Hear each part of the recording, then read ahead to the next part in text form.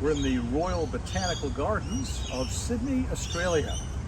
If you're enjoying our series on dining with famous people from the past, we hope you'll press the like button and subscribe to our channel.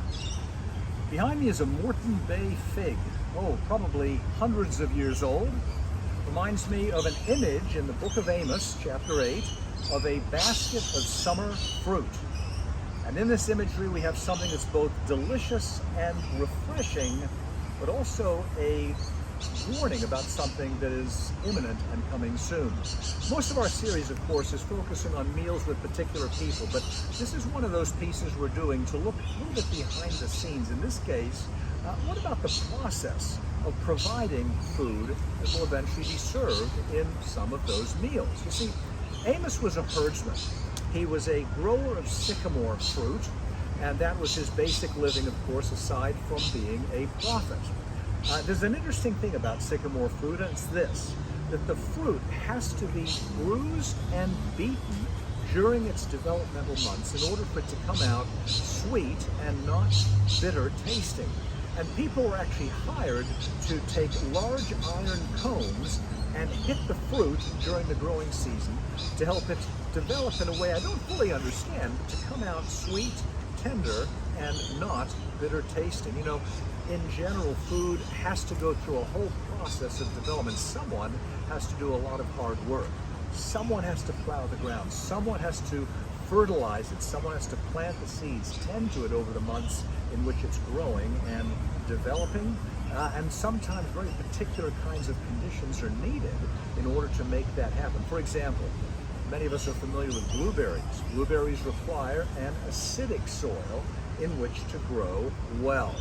Or take one other very interesting example of the past, going back to 17th century England, after the Great Fire of London, a particular kind of plant with a flower called the golden rocket, which had not grown for who knows how many centuries, all of a sudden started to grow all over the city as the terrific and horrible fire that destroyed so much of the city caused the ground to have conditions that were just right for the growing of the golden rocket. Anyway, seasons have come, seasons go. There's been spring rains.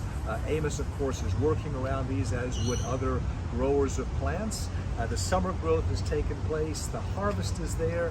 And this brings us to a couple of observations that are relevant not only to the people then, but also to us. Here's one. Let's go back for a moment to the bruising of the fruit. In the bruising of the fruit, you had to have this happen in order for it to develop. And you might take this as a kind of an image for us. Sometimes God needs to providentially, if you will, bruise us, chasten us, bring difficulty our way. It tends to help us to drop off some of the aspects of our being that are maybe not good or immature or edgy or bitter, and also to pick up some of the sweetness and the good development that can be taken as well. But the end of the season is here, and this is a part of Amos' picture. Seasonal awareness.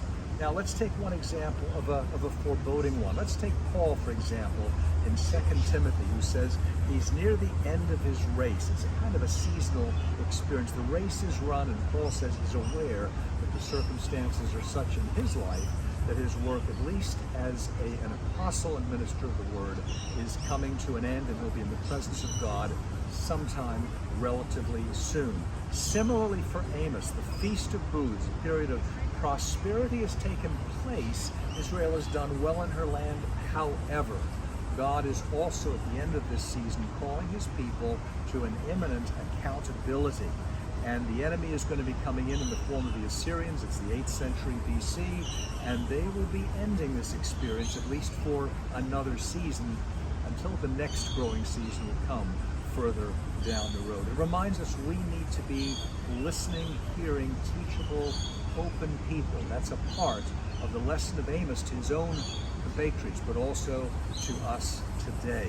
If you like what we're doing, please subscribe and join our channel, but also give us your ideas for what you might like to hear in a future series.